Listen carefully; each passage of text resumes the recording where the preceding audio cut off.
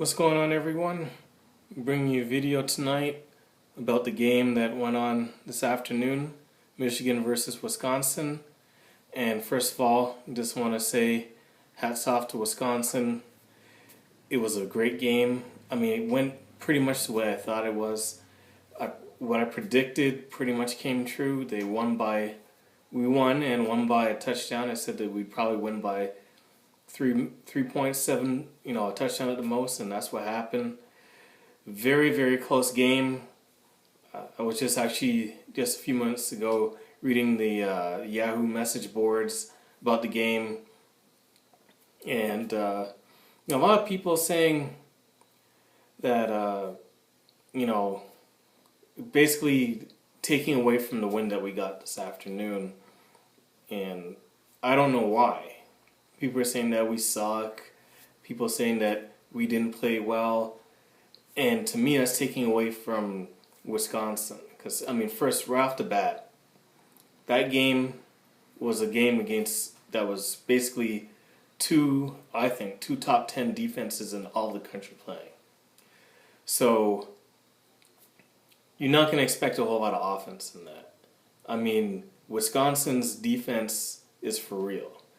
It was pretty much, almost to me, a mirror of our defense. Very good pass rush. Secondary seems solid. Good against the run. Front seven seems solid. So I didn't see, much room for us to do much the whole game. And one of the issues that I thought, and I said from my prediction video, was better quarterback play. I'm going to just give that a pass this week because, the defense that Wisconsin played was great. I don't think they could have did much better than what they did.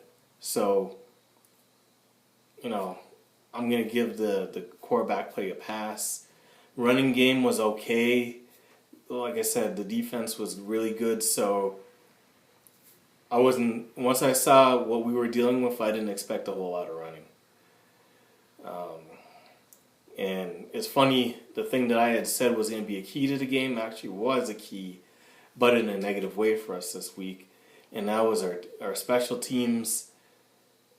The field goal kicking game was bad, like real bad. So now I'm seeing that last week, what probably wasn't Harbaugh just trying to go for it on fourth down as a test. I think he has no confidence in our kicking game, and I can see why. Let's be honest. The game should have been not as close as it was. We missed 3 easy field goals.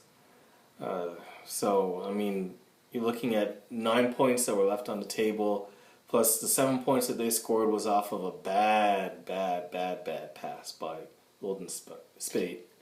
I don't know what he was thinking. He threw it into triple coverage. The guy made a hell of a play. I'm not going to take that away from him.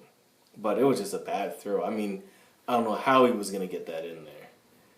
So, our defense played phenomenal. Probably the best I've seen them play all year. Part of that is because we're back at full strength, and I can really see how much of an impact that is, especially come like the fourth quarter, having our line fresh just makes the world of difference. Because we were getting at him all game, and I think that had a huge effect on him being able to throw the ball down the field. He was getting hit all game, their quarterback, making bad throws. And sometimes even when he had time, I'm sure he just had in the back of his mind he was going to either get hit or someone was going to hit him. And he rushed a lot of throws. He was inaccurate on some of the throws. And all that was because of the pressure. So, hats off to our defense. As good as defense that Wisconsin played, we played even better defense. So, that was pretty much the key to the game was our defense. I will say that touchdown pass was Wilden Spate's best throw of the year. And this is one thing I'm not understanding, and it's something that I don't know why they haven't done it. We used to, last year, it was happening more often, but we don't do this year, and I'm not sure why. And what it is taking shots down the field. I remember last year, once we got got confidence with Jake Rudock, at least once a game, he was missing Jay Cheston down the field for a touchdown. At least that's what it seemed like. It seemed like he just missed a touchdown, either underthrow him, overthrow him, whatever the case may be. But this year, for whatever reason, we're not taking shots down the field like that, and I don't know why. We did it like once in the first half, and then once we did in the second half, it was a touchdown. And I don't know why we don't do it. I mean, just take a shot maybe once a quarter, just to see. I mean, we have the guys that have the ability to do it. I mean, why not just give it a try? You know, if you see one-on-one, there's no safety help, just take a chance, take a shot down the field. I think these guys have the ability to run by these guys. So I don't know why we're not doing that. We're keeping it basically short passes and intermediate passes. And that stuff, to me, that affects our running game. If teams are not worried about us going deep on them, then they're not going to worry about having their safeties deep or anything like that. They're going to just crowd the box, and it's going to be impossible for us to run the ball. So I don't know why we don't try going deep more to stretch out the defense. So, I mean, that was just something that, you know, just came to mind watching the game. Another thing that I wanted to talk about was I was reading a whole lot of people talking about Jordan Lewis and that interception that he had at the end of the game.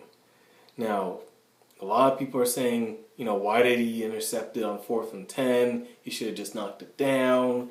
He was just doing it to pad his stats.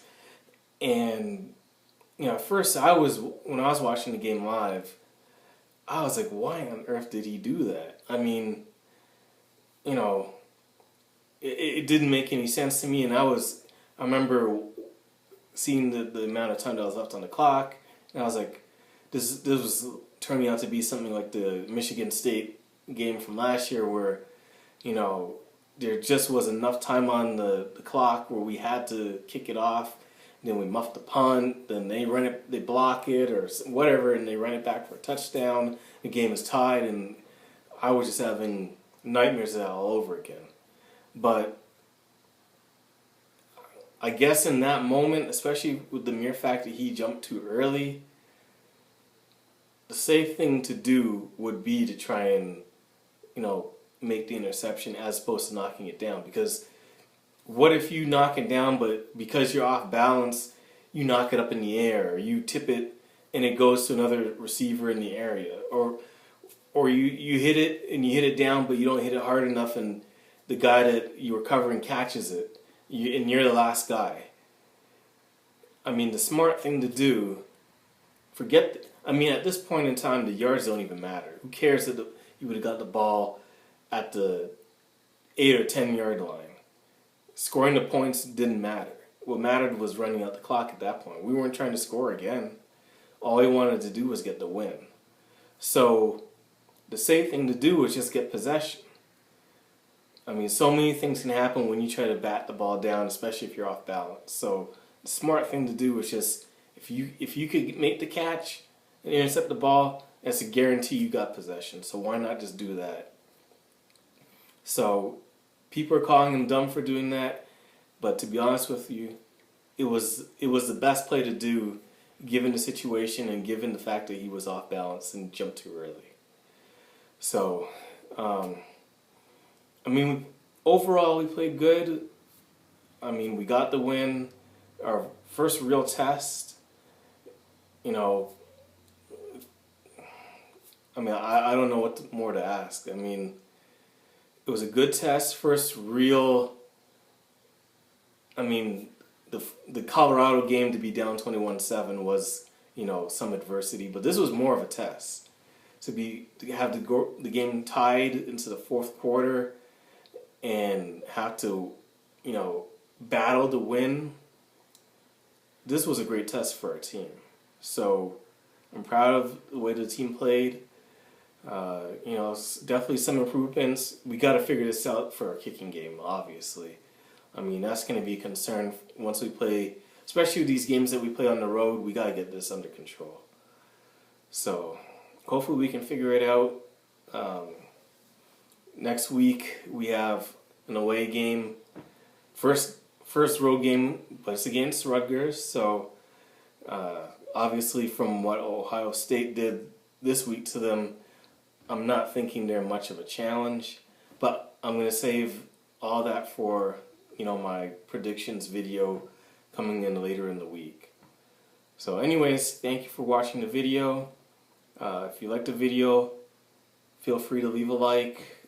If you have anything to say, comment. If you disagree with what I'm saying or if you agree with what I'm saying, leave a comment. And if you enjoy my content, feel free to hit the subscribe button. All that will definitely help my channel. Anyways, thank you for watching and have a blessed day. And go blue.